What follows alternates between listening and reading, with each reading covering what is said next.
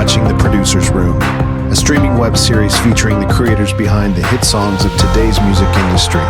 Songwriters, music producers, and artists discuss their creative process as well as examining current issues and technologies in today's rapidly changing music business. Your host is producer, songwriter, and educator Dave Tuff. Welcome to The Producer's Room.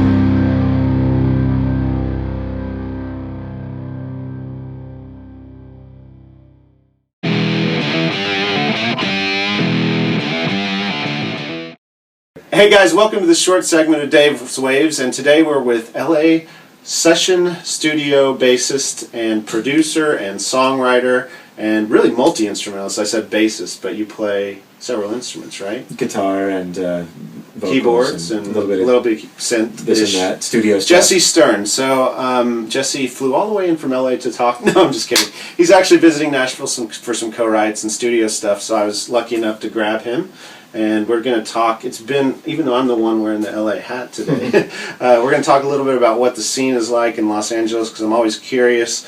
You know, we have our own little creative scene here in Nashville, but also in Los Angeles, I wanted to talk about, you know, that scene over there. So, real quick, let's get your background. So you're from originally, well, I know you as being from Seattle, but are you from the Northwest? I was born there and kind of got my start and learned a lot of what I got my first mentors were in Seattle, and so that is definitely. And then I'm just going by memory, but Berklee College of Music after that. Mm-hmm. Okay, so the East Coast, and then back to LA. Back to Seattle, and I was there, kind of just in the music scene. Okay.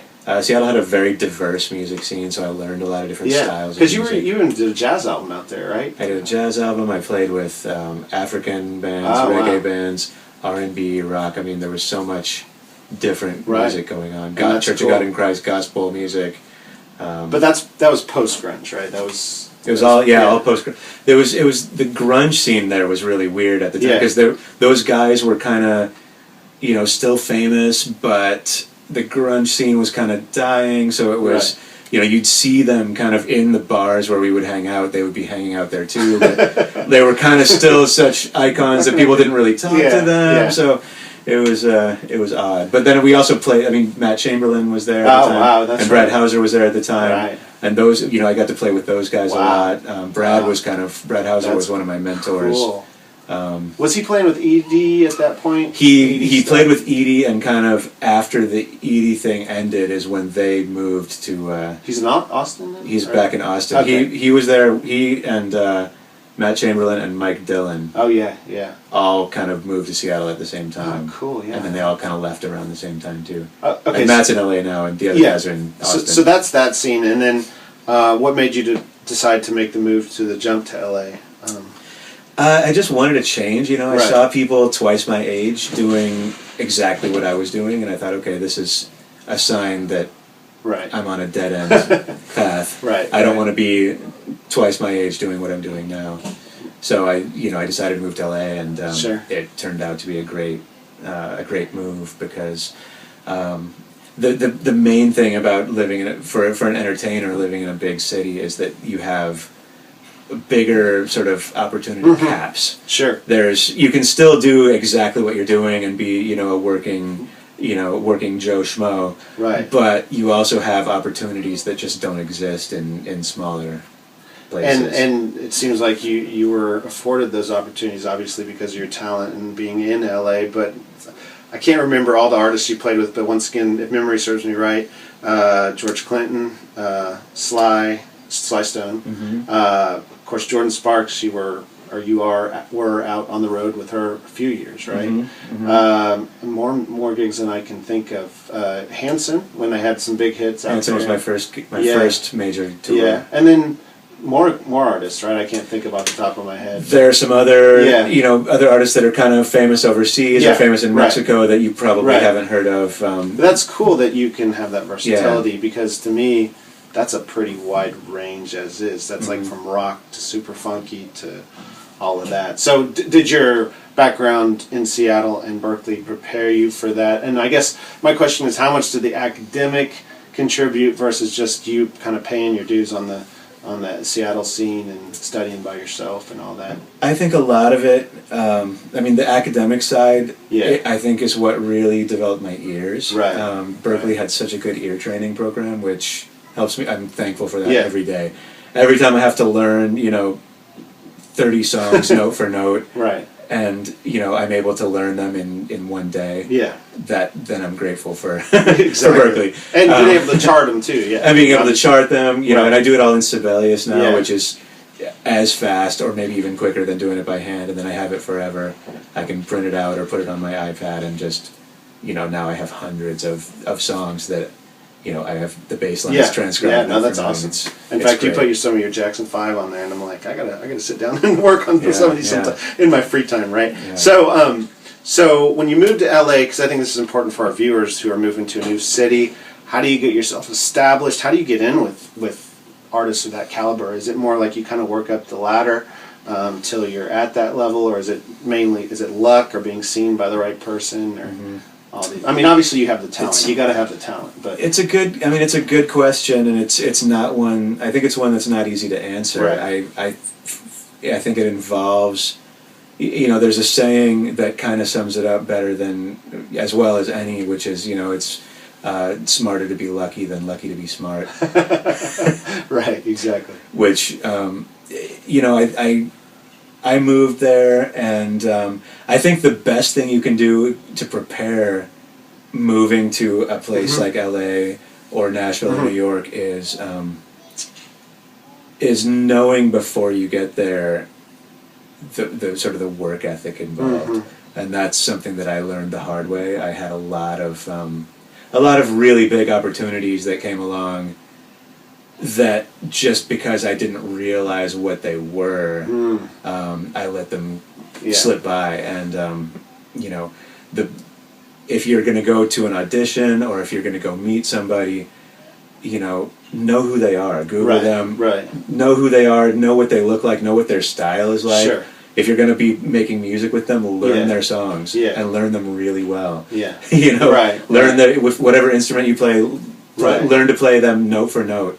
Learn the lyrics. Know what each song is about. Like really, really. So prepare. that speaks to another question: is do they want you to have a unique individual voice, or do they want you to sound like the record? I'm not saying either is bad. I'm just saying, or is it a combination of both, where you kind of bring something unique to the gig, but you're still playing the lines on the record? Or? It depends. Yeah.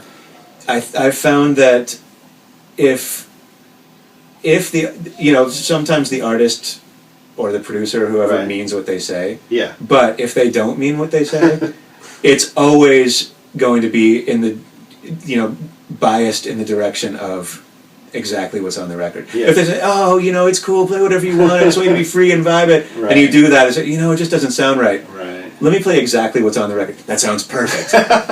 So, Okay, I got you. Yeah. As far as getting kind of working up the ladder and all of that stuff, I mean, to me, it's always been just. I mean, are you out there 5 nights a week, 6 nights a week, 7 nights a week playing? I mean, how much of it is that? Because I know LA sometimes can develop into that schmooze fest versus actual.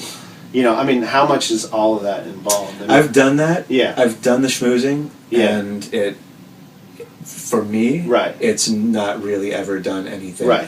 Every time I've gotten a tour or any kind of major gig, it's been getting a call from somebody that I hadn't talked to in, at least a year, saying, "Hey, do you have a passport? Yeah. Right. Okay. What are you doing next week?" A passport, that's important too. So get your passport together. Get ready. Get your record expunged of any arrests or convictions. So yeah, exactly. So, and I always tell students that I mean, living in LA is hard. When I moved there or moved from there, I looked at the paper. The median house price was something like $600,000 for a 2-bedroom or 3-bedroom house in the Valley, and so. How do you become a working musician? I mean, are most other musicians in LA doing other gigs? Are they making a living anymore out there, or is it changed? Or it's hard to say. I mean, I think a lot of the cats, the older cats, the people who are older than me are well established, and they're doing the big gigs, and they're doing their working forever. Sure. And, you know, But because they are working? I mean, they're working with older established artists who are paying them well. So, but the even, younger cats but are... even the Dean Parks and guys like that are still working, like the old studio guys, are they still working? Or I think so. Okay. Yeah, I mean, there's still it's not like it used to be, but there's Jimmy still Johnson, I guess. Yeah, there's still a scene for Yeah. sessions, you know, Right. movie sessions, TV sessions, Right. you know, songs for those Mhm. kinds of things. It's definitely gotten quieter. Sure.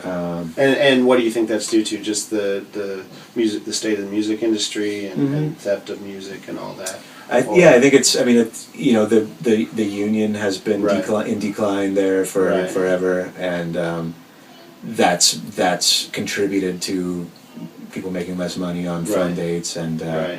you know, I think there's also the way that people are sourcing music is Yes. different than it used to be. You know, it used to be that there were gatekeepers, Sure. you know, as music supervisors who had to, there was a really particular chain of command, or even a chain of, you know, kind of flow Right. for how Mhm. how people got music into movies Mhm. or into TV and film. And Now it's become a lot more. Or is it library oriented more? It can be library Yeah. or even kind of crowdsourced. You know, Ah. people. That's one of the things that I've seen a lot is, you know, hey, post your song and, you know, let's collaborate. You know, that kind of stuff Huh. is I think contributing to Wow. kind of the cheapening of Right. of music. Wow.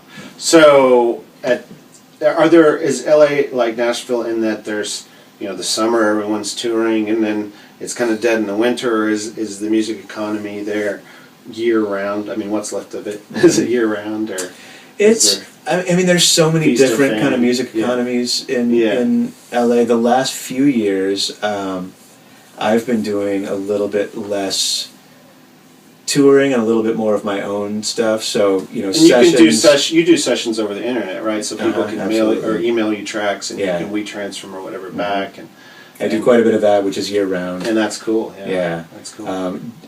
Traditionally, January is always dead. Right, right. You know, from Christmas until January, you know, NAMM and Anaheim. Right. There's right. nothing going on Yeah. in LA.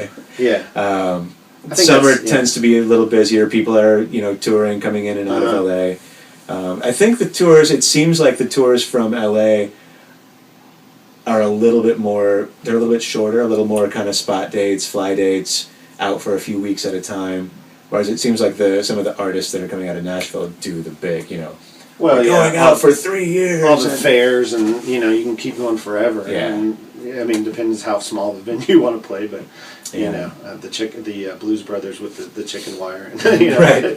But yeah, I mean, so I mean, that's what interests me too, because a lot of these artists, I mean, obviously more pop tours are coming out of LA, but it's like you would think all these artists, there'd be a lot of work with their backing bands. Do they switch around their backing bands a lot, or do they keep the same guys, or it depends on It's the usually a pretty, you know, people tend to stick with people. Yeah.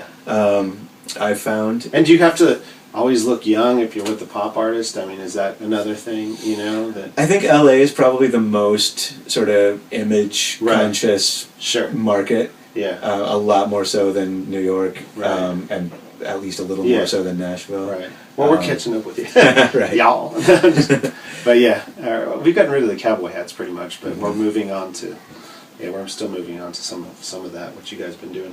I think it's really important, just if you're, you know, coming into the scene in LA, to have something of your own going on. Okay. Because if you don't get somewhere right away, it's easy to get discouraged. Sure. And if you're able to focus your creativity on something that's yours, Right. something that can't fail. You know, Right. if you're doing something for yourself, you're doing it. Yes. Yes. So that kind of keeps your skills going, and it also So I guess speaking to that, like Yeah. if you're an artist, let's say I'm a songwriter, singer, and I move to town.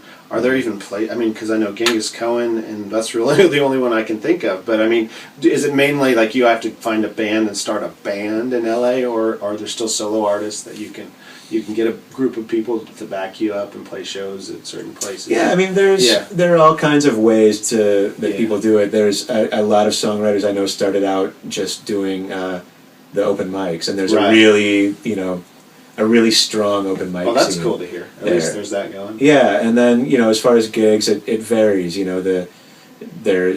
People do solo work around LA. It's kind of, I think, similar to Nashville. Yeah. Just for gigging musicians, it's tough. If as a gigging musician, I would be getting paid by the artist, not by the venue. Yeah. The artist is always losing money if they're independent. And that leads me to a whole other question, just a sidetrack. Is there a fine line, or is there a discriminating line, I should say, between studio guys and live guys out there? Because it seems like that's how it is here. It's like you're either pegged as a studio guy, player, or a live player. Sometimes people can manage both, but is it that way out there? You just kind of do. No, I think it's usually it's pretty much both. A lot of cats that I know, a couple of cats that I know, got into the recording scene by basically insisting. They said, "Well, hey, will you come out on tour with me?" Yes, but only if I play on the album. Smart. And that which works with a smaller independent artist. Yeah. So I think it's easier to break into the touring scene than it is to break into the session scene, at least for bigger sessions, the more major studio sessions. But again, nowadays, if you have a studio and you can make a decent sounding. So is it more of that stuff now? I mean, we were talking about playing in the same room. Like let's take a Jordan Sparks record. Because you played with her and you know the tracks. How much of that is cut in the studio? How much of that is programmed? Is it just like a guy programs and then someone else overdubs at their home studio and then it all comes together? Like a kind of pop record? Or? Her first two albums were basically put together by various individual producers. So several producers on the same record. Yeah. Which is pretty common in the pop world. Exactly. Yeah. So they basically created the whole track, finished it. She sang on it for the early stuff, and then as she got more involved, she wrote some of her own songs and worked collaborated with the producers. Yeah. But it's generally the way that it works with pop, with most pop artists is that it's the tracks are done. If I was going to get in on that, I'd want to be dealing with the producers rather than dealing. But it's all programmed, or it's. Oh no! There's a lot of live stuff going on. I'd say probably a lot of the time it's programmed drums. Bass on pop records, it's almost always a live bass. Yeah. Plus, a synthy, a just big fat. Because like on that tour, I remember bass. you were playing key bass and. Yeah. Yeah. Yeah, and that's really really common in pop stuff. Yeah. All right, so we'll wrap it up if that's cool. And I have one more question for you. Name one piece of business advice. You've already given us some business advice that either you were given by a mentor that really helped you, or you learned on your own. Okay. Well. Or life advice. Let's say that. I mean, we don't have to just narrow it down to business. So. Do your best every time. That's good. I mean, it's kind of the yoga philosophy, right? Like, not every day is going to be your best, but you perform the best. But if you try your best and you put 100% into that particular day, if you're gonna lose a gig, make it for a reason that's beyond your control. Yeah. Everything that you can control, make it your best. Yeah. That would be my main piece of. And just if you're going in as a musician, learn your craft. Yes. Learn how to. As a bass player, it's the pocket that comes first, and you have to. That has to be the thing. If you're a drummer, the pocket has to come first. What do you mean, not flashy's not? I'd rather play with someone that can play one beat really well than someone that can play, all of that, and then, wait, I'm trying to... So if people can want to find out more about your either internet recording or your touring or all that, is it jessestern.com? That's it, yeah. Okay, jessestern.com. And you're on Facebook as well? Or? Facebook, Instagram. Cool. All right, well, once again, I'd love to thank Jesse Stern, and there's a lot more to know about him that we didn't get time to talk about, like playing with all those incredible folks, but thanks again for being on the Producer's Room. Thanks for having me, Dave. We'll see you guys soon. Thanks.